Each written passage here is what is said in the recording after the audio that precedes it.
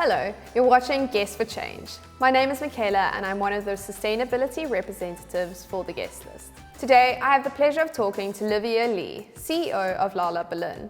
Founded in 2004, LALA Berlin has grown from strength to strength, admittedly on a journey to becoming better.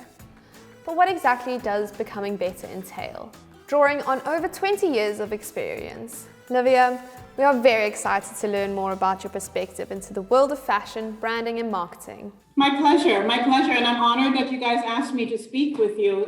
It's really, like I said, an honor to be able to express, my thoughts on the topic that we're going to discuss, but also to give a highlight to LALA Berlin itself in a broader scope. Alrighty, so thank you so much for your time. I'm going to dive into the first question because I guess our audience, those who don't know LALA Berlin, perhaps want to get a better perception. So can you please introduce yourself and your role and responsibilities that may be different to the conventional CEO? Yeah, I think before introducing myself, I would say who LALA Berlin is, because as much as we think we're well known, there's many people, even within Europe, that don't know who we are, or even within Berlin. Sometimes we all drink the Kool-Aid about our brand and our company. But LALA Berlin was started by my friend Layla Piedayesh in 2004. And it's an interesting story because she started knitting, and then the brand was started, the label, let's say, was started out of knitwear and leg warmers and arm warmers that she'd now developed, so many years later, it's 2021, into a full-fledged contemporary women's brand. And Layla's story is quite interesting because she came to Germany in 1979 as an immigrant from Iran. And what I love about the story is someone coming from such a diverse culture to Germany, to a Western country, and building this really successful business from nothing. She had 3,000 euro when she started the company. And she's had ups and downs as any individual entrepreneur has when they start a company, especially in our world of fashion.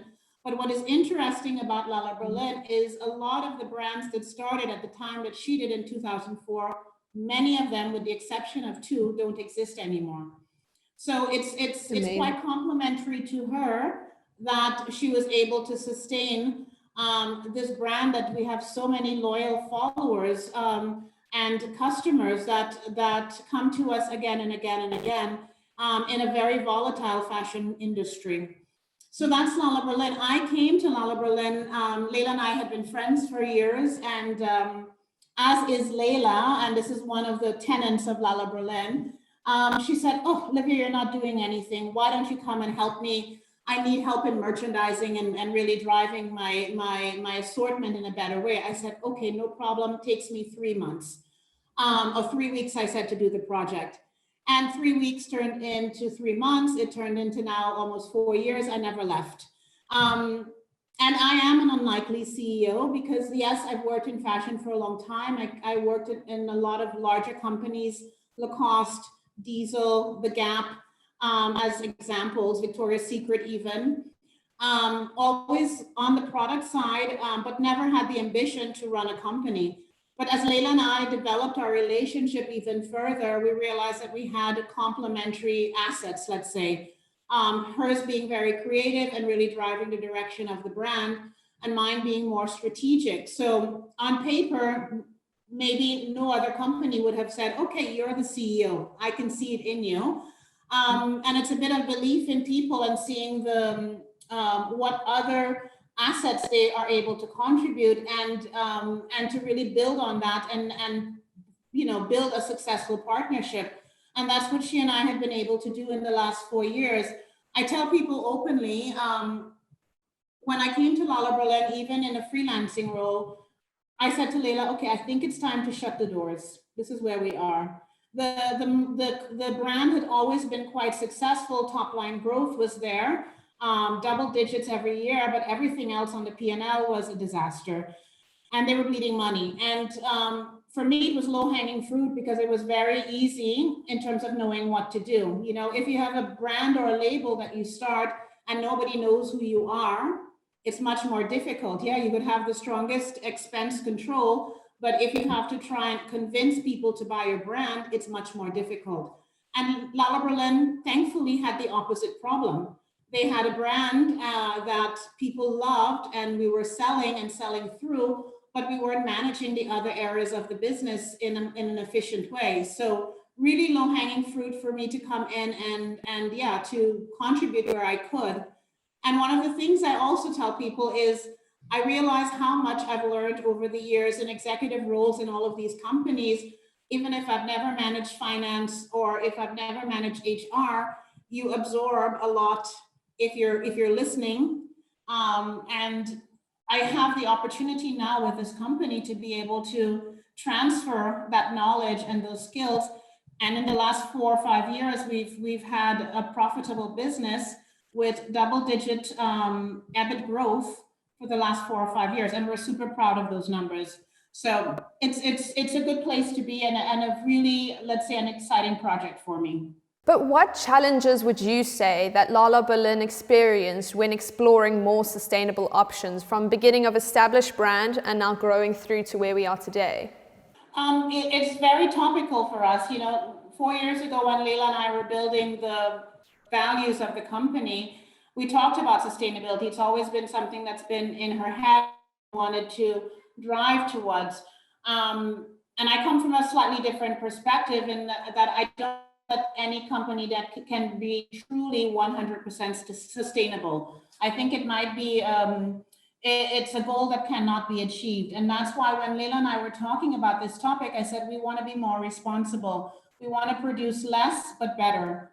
Because we have to realize that the fashion industry that we're in, it's very, very difficult to kind of clean up and do all the things that may be required to be 100% sustainable. And I don't know if it's an achievable goal. But what I do think is that we can be more responsible in terms of what we do. So when I think about 4 years ago, as an example, the collection sizes were huge. You could fill, a 200 square meter space with one season. And so we were producing all of this stuff and it just get left behind because it's way too much. And that was one of the first things we said, in terms of responsibility, we want to do less, but do it better. So when you think about sustainability in terms of, let's say, from a design and a creative standpoint, how can any design team create that much every 6 months? It's diminishing returns in terms of creativity. So that's on the one side. On the other side, why develop all of this stuff when your clients are going to choose this much, but you've developed this much? Let's have a point of view in terms of what we design into and what we put out there into the market, and really take our time as a team to really make sure that each piece is being developed in a good way and in a qualitative way. And that's something that we're proud of, as opposed to trying to develop the world and then seeing what sticks. So this has been for the last 4 years our, let's say, initial action around the idea of sustainability / responsibility, my favorite word, to really be conscious of what we're putting out there. In other areas, you talked about also heritage and community, and why I say that this is topical for us is, sometimes, as I like to say, we all drink the Kool-Aid and we think that we're doing what we're supposed to be doing. And in many respects, in the last weeks, in the last months, especially when we consider a lot of the social commentary that's been happening around the world in terms of social media and social issues, it really kind of propelled us to really examine ourselves a bit more. Yes, we have a heritage. Our brand is built on Layla's heritage from Iran, yeah? But we also have a very diverse group of people that work with us that are from all areas of the world. So internally, there is community. Internally, we do express our heritage in a fashion way in terms of the creative output that we put there into the world. But what we realized as we were discussing this as an internal team is that maybe we are not really expressing that externally, so that others and our general outside community, our clients, our customers, really know who we are. And this has been a topical moment for us where we've started to engage in discussions on social governance and also in the context of sustainability, and what does that mean for us? Because yes, we're a small business, but I think where the world is today, it has propelled all companies, regardless of their size, to really think about their social positioning and where they stand, what do they stand for, how are they affecting the world at large, not just the planet, but the community and our general surroundings. And this is where LALA Berlin is at. We are at a crossroads right now, really having honest, open conversations around these larger topics. And regardless of our size, we're recognizing the importance of it if we want to grow or even sustain our business where it is. And speaking from a marketing perspective and then go further to business, logistics and so on, and we speak about the supply chain and how that impacts the environment, because that was obviously where it first starts. So what would you say is the importance does LALA Berlin place on having a regional supply chain? How would you say that this incorporates your goals of sustainability and social governance? How does that all come together? Well, I would say in terms of, let's say, any adjustments or major changes to the supply chain, to be very honest, we're not there yet.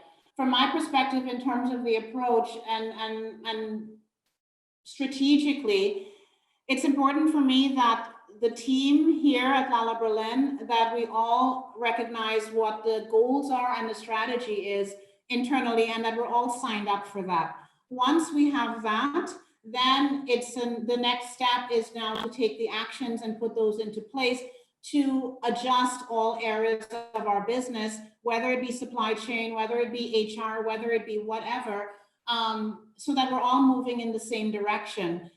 Because I could implement, let's say, a major change to our supply chain immediately, but if my head of production doesn't understand why we're doing this, then you have resistance along the way and you're not fully fluidly moving in the same direction.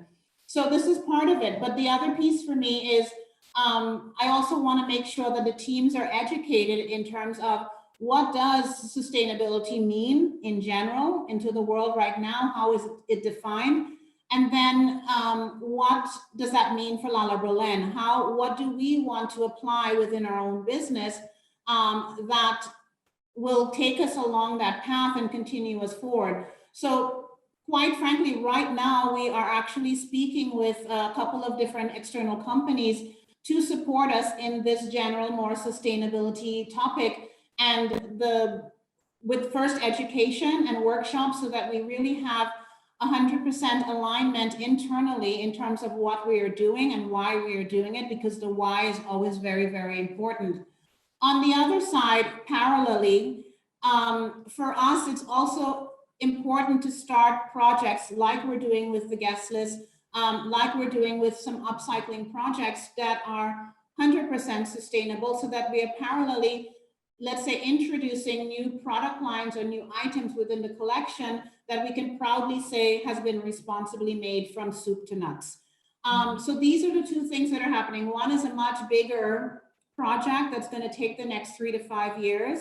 And we're in the process of getting there, and recognizing that it is a journey. But for me as well, parallelly, it's important to now also start to inject from a product standpoint, from a supply chain standpoint, small changes that we can already speak to and show to our clients, but show to ourselves that we're able to do it.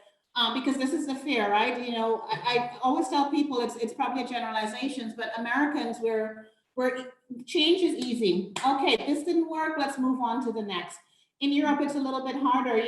The machine, it takes a little bit longer to run and to make those quick flips. So I think if we're doing both actions parallelly, we can show the teams, hey, yes, we can do this. And then as we start to affect the broader business, it's a lot easier for them to digest in terms of what needs to happen next. And then, it's slicing the elephant, as the Italians say. You take off a little bit and a little bit. You can't eat the elephant whole. You have to slice it to be able to really see progress and make progress. But when speaking about the whole shift in mindset, do you feel that there is an authentic shift in mindset among leaders within the fashion industry when it comes to sustainability? Or perhaps is it demand and the influence from particular business decisions? I think it's a bit of both, yeah. I think there are businesses out there that genuinely want to make an impact in a positive way and for very altruistic reasons. But I think as well, obviously, it's market conditions. Yeah, the customers are expecting more and different.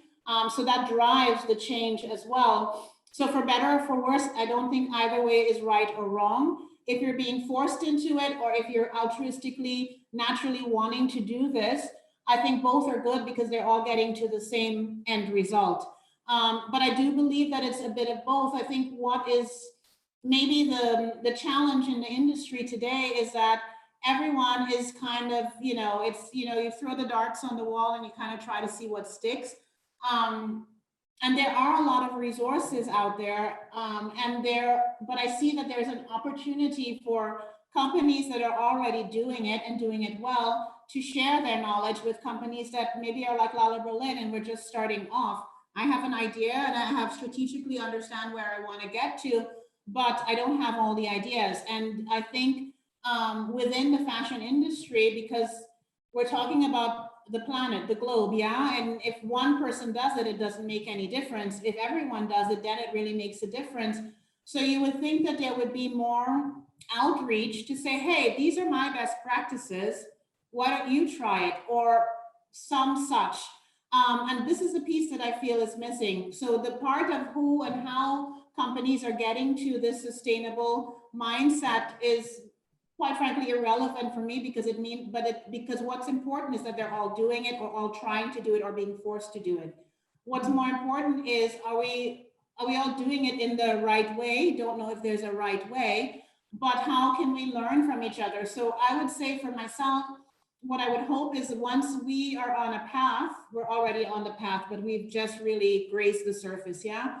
Once we're on a further path, I would like to be able to share what we've learned, mistakes, successes with other companies, that they can do it as well, because we're all playing in the same field.